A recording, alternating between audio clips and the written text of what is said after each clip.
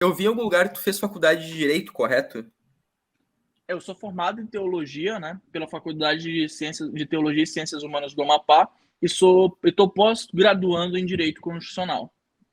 Certo. É que eu ia perguntar na questão da universidade. Como é que foi, tipo, indo para uma seara bem diferente, e que é um assunto que eu particularmente gosto de falar com os convidados que a gente traz aqui, que é sobre como é que é estar inserido na universidade, sendo de direita e também sendo cristão, que acho que é um combo muito mais pesado quando está inserido no meio universitário, que é o meio dominado pela esquerda. Como é que foi? É, Como é que foi? eu vou te falar um cenário pior. Eu fiz 6 meses de Relações Internacionais na Universidade Federal do Amapá. Tá? É o primeiro dia de aula, eu pensei comigo mesmo, eu vou para estudar, eu vou ficar calado, eu não vou falar de política, eu não vou falar que sou de MBL, não vou falar nada, nada, eu vou ficar quieto. No meu primeiro dia, eu tive aula de antropologia. Meu professor, no meio da aula, me olha para a sala e fala, durante o assunto, né? Todo conservador, se tivesse a chance, ia matar gays, mulheres e negros. Aí não deu. Aí não deu. Eu falei, professor, por favor, assim, eu não sou conservador, na época eu era libertário, né? Eu não sou conservador, eu sou mais libertário, mas eu nunca vi um conservador falando isso. Ah, mas não é diretamente, fica subentendido, igual o Olavo de Carvalho faz. Eu falei de novo, professor, eu quero que o Olavo de Carvalho se dane. Mas nunca o Olavo de Carvalho falou isso. Nunca. Nunca, só tá mentindo. Só tá literalmente doutrinando. Aí eu explanei. Aí eu fiquei com raiva, falei. Aí o professor me expulsou da sala de aula e, coincidentemente, eu reprovei na matéria dele, mesmo fazendo todos os trabalhos.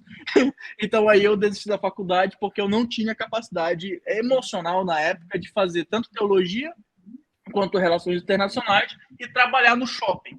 Então, assim, quem já trabalhou em shopping sabe o quanto que a rotina é pesada. E eu estava fazendo as três coisas ao mesmo tempo e ainda me dedicando à minha igreja local. Então não dava para eu fazer isso. Aí eu optei por. Ainda tinha um MBL. Então, assim, a minha rotina era muito puxada. Então eu optei por deixar a faculdade. E depois disso, cara, foi só perseguição. Foi só perseguição. Até um dia que foi meu último dia de aula que eu decidi, eu falei: quer saber? Vamos para lá. Bom, eu peguei uma camisa do MBL, né? Fui com a camisa do MBL Amapá, fui para a sala de economia. Sentei na primeira fileira, do lado da porta, para todo mundo ver e entrasse com a camisa do MBL. Mano, o que eu ouvi de xingamento naquele dia não tá escrito. Não tá escrito. Então, assim, o ambiente universitário, ele é muito nocivo para nossa fé, principalmente a área de humanas, né? Ele é muito nocivo tanto para a gente que é de direita e para nossa fé, porque não é aula que tem ali. Eu sei que tem muitos professores bons, etc., mas não tem aula na maioria dessas partes de humanas. É tudo doutrinação ideológica, cara.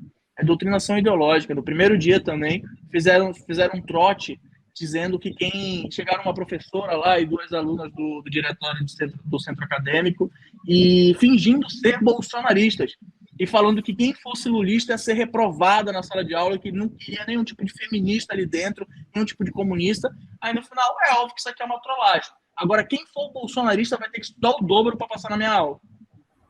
Então, assim, sabe?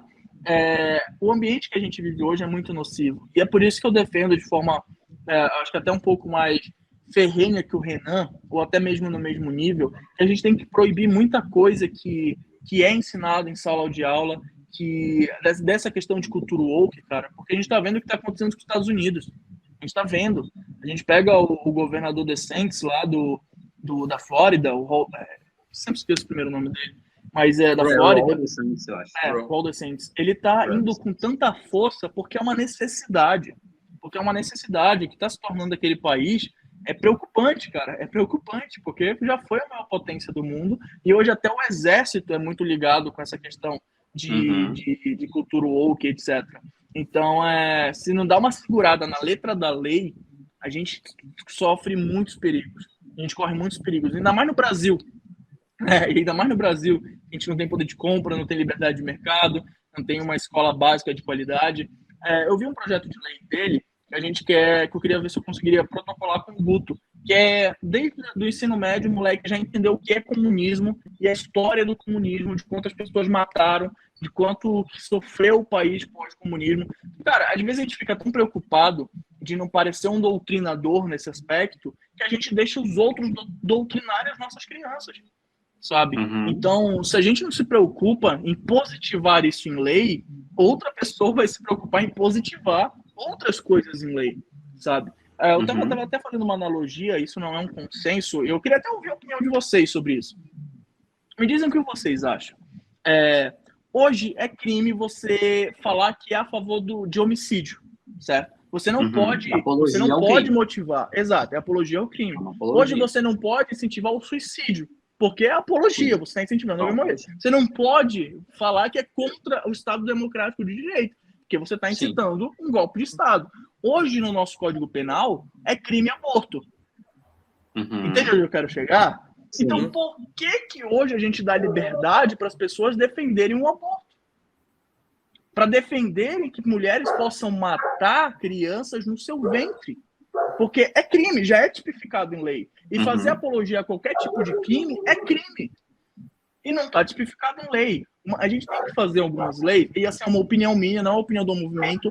Eu não sei ainda o que o MBL sabe, mas é uma tese que eu estou estudando, que eu estou querendo argumentar em cima, porque eu acho que está na hora da gente parar em alguns aspectos de ser bunda mole.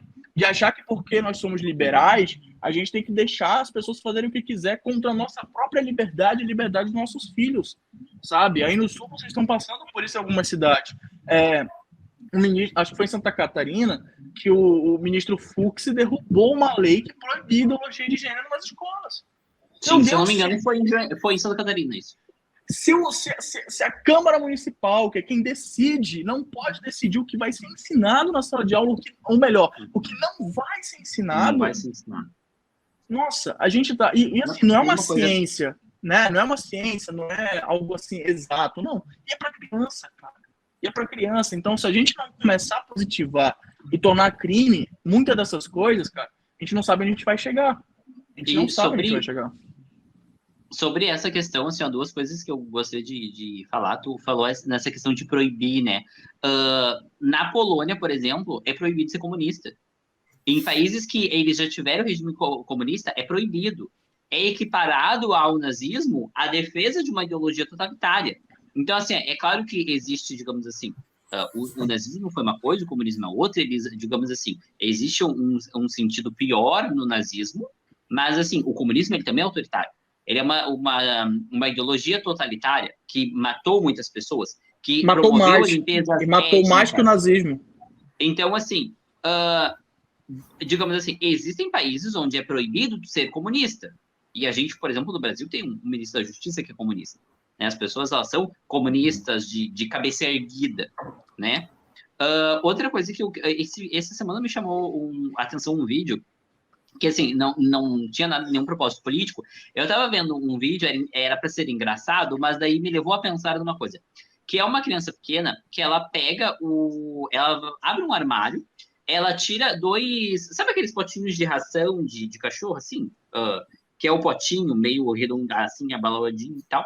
Ela tira 2, ela coloca a comida do cachorro nos 2 potinhos, daí vem o cachorro comer, e ela se abaixa que nem um cachorro, assim, de 4 patas, e começa a comer a comida do cachorro com a boca. Assim, ela era uma criança que tinha uns 6 anos, mais ou menos. E assim, daí a mãe, não, olha que é isso, e a mãe tava filmando, né, criança e tal. É tipo assim, uma coisa pra ser engraçada. Só que daí me levou a pensar o quanto as crianças pequenas, elas vivem um mundo imaginário e elas não têm noção daquilo que é real e daquilo que é imaginado, digamos assim, da constituição delas, do que elas são, da identidade, da forma com que elas devem se portar enquanto ser humano, né? N questões que uma criança pequena, ela está em formação. Então, assim, a partir do momento que uma criança pequena, com 4, 5 anos, que ela, em algum momento, ela acha que ela é um super-herói, que ela é uma fada, ou que ela é um animal, ou que ela, sei lá, pode ser qualquer coisa, se ela começar a ser bombardeada com estímulo para ela mudar de sexo. É um absurdo, porque a criança ela não tem a noção do que é. Assim, ó, se uma pessoa, depois, assim, na pós-adolescência, no início da vida adulta, ela se identifica de um jeito, ok, essa pessoa está com plena consciência do que ela está fazendo. Agora, uma criança pequena que não sabe diferenciar se ela é uma pessoa, se ela é um animal, se ela é uma árvore, se ela é um super-herói que voa, é extremamente horrível tu começar a mexer com a emoção daquilo que a criança pensa, daquilo que a criança é. Né? Isso vai, com certeza, gerar uma sociedade de pessoas traumatizadas, de pessoas que com elas crise de identidade. Com crise de porque, identidade. Exatamente. E uma coisa que o Renan falou também, assim, ó, que existem certas coisas que a gente tem que começar a deixar claro. A esquerda fala tanto contra a heteronormatividade, mas, assim, a noção de que as pessoas naturalmente são heterossexuais, essa é uma norma. Digamos assim, existe a norma. A maioria das pessoas são assim. Se tu pensar que se toda a sociedade ser heterossexual, a gente tem uma sociedade que funciona. Agora, a partir do momento que toda a sociedade for homossexual, a sociedade acaba em uma direção. Então, assim, são coisas que sempre a norma vai ser essa e nós vamos respeitar e conviver com as pessoas que pensam diferentes. Mas a norma nunca vai ser o do outro jeito. Nunca, digamos assim, 80% da população vai ser homossexual, digamos assim, demograficamente, culturalmente, o país vai entrar em colapso. Então, assim, tem certas coisas que a gente tem que parar de ter vergonha ou de ter medo de falar, porque, sim, existe uma norma. Sim, existe um pensamento que ele vai incidir. E a minoria ela vai ser respeitada, mas ela vai ter que se adequar à realidade da maioria. Exatamente. Né? Assim, são coisas que a gente tem que começar a falar. E isso, muitas das vezes, é a questão da própria religião que incide, por exemplo, a religião da maioria acaba incidindo no pensamento da sociedade. Um exemplo disso são os nomes dos lugares. Assim, a gente é um país que foi formado a partir do catolicismo. Então, assim, a gente tem estados da federação com o nome de santos. Então, assim, tu pode ser espírita ou de uma religião africana, ou pode ser judeu, mas tu mora no estado de Santa Catarina. Né? Eu moro numa cidade que se chama Nova Santa Rita. Eu sou evangélico, eu não acredito em santos. Mas, assim, existe monumento, existe santos nos órgãos públicos, assim, em escolas, tem uma santa na frente, tem uma santa na secretaria, uma estátua de Santa Rita de Cássia. Na bandeira do meu município tem uma santa, tem a imagem de Santa Rita de Cássia. No hino de Santa Rita tem fala do culto, da veneração a Santa Rita de Cássia. Então, assim, é uma realidade onde a maioria, ela estabelece um padrão, uma norma, e a minoria, digamos assim, a gente vive com isso, desde que não fira a nossa realidade, nós vamos conviver com aquilo, né? Então, exato. Assim, e isso muitas vezes a gente começa a ter medo de falar. Não, peraí, isso, a maioria, ela vai ter esse senso de comunidade. Um exemplo são os feriados. Então, assim, a gente tem um feriado o Natal, ele é um feriado, ele é uma coisa cristã, a Páscoa, né? Em Porto Alegre, por exemplo, tem o dia de Nossa Senhora dos Navegantes. Então, assim, existe um sincretismo, digamos assim, uma concessão à religião minoritária, que são as religiões de matriz africana, porque em muitas cidades é comemorado o dia de Iemanjá. Mas, assim, nacionalmente não existe um feriado que é evangélico, não existe nenhum feriado que é judeu, que é budista, né? E assim, muitas das vezes, a gente, enquanto conservador, nós temos medo de falar isso. E como tu falou, a moral da esquerda ela vai prevalecendo. Porque a esquerda não pode falar minoritária, ela vai impondo as narrativas, as construções. E só para acabar, que eu já estou falando mais com o convidado, mas assim, uma das coisas que já tinham falado, mas essa semana me incomodou mais. Eu não sei se vocês costumam assistir a Globo, ver aí alguma coisa, mas eles estavam passando o filme da Marighella, que saiu ano passado, em uma minissérie. Eles repartiram, acho que em 3, 4 episódios.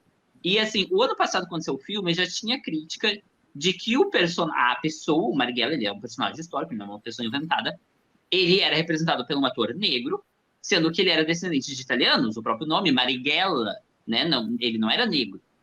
E daí, assim, ok, falaram, mas essa semana que eles estão passando a minissérie na TV, me incomodou o fato de que, assim, a esquerda, quando ela tenta falar que alguma coisa é ruim, ela associa as pessoas, aos homens, brancos, héteros, é ruim, é o vilão. Quando elas vão promover um herói, ok, o herói ele pode ser branco, ele pode ser negro, ele pode ser índio, ele pode ser oriental. Agora, na cabeça da esquerda, eles não podem fazer um filme de um revolucionário, de um herói que ele seja branco. Sim. Eles têm que construir a narrativa de que ele era uma pessoa oprimida. E o branco, ele nunca é oprimido, ele sempre é o opressor. Então, eles mudam a verdade factual do que a pessoa era um descendente italiano e colocam ele como um personagem negro. Coisa que ele não era, não bate com a realidade. Eles estão fazendo um filme biográfico que eles mudam a história de um herói deles. Né? Era uma pessoa que eles podiam fazer, é um representante deles. Não tem problema nenhum. Não, ele precisa ser negro. Porque os brancos são os opressores e os negros são os oprimidos. E eles mudam a realidade histórica para impor isso. Isso é muito perigoso, porque tu começa a editar a história para produzir um ódio de grupos, né? Um ódio racial. Uhum. Sabe, esse é um ponto importante, cara, porque a gente está vivendo uma guerra cultural. E quanto mais rápido a gente entender isso, é muito mais fácil da gente entender o que a gente precisa fazer para combater essas ameaças. Porque não adianta a gente ficar numa lombra de ficar falando de liberdade de expressão, para cima e para baixo, como se isso fosse algo irrestrito. Sabe, eu já entrei nessas maluquices de acreditar que liberdade era algo...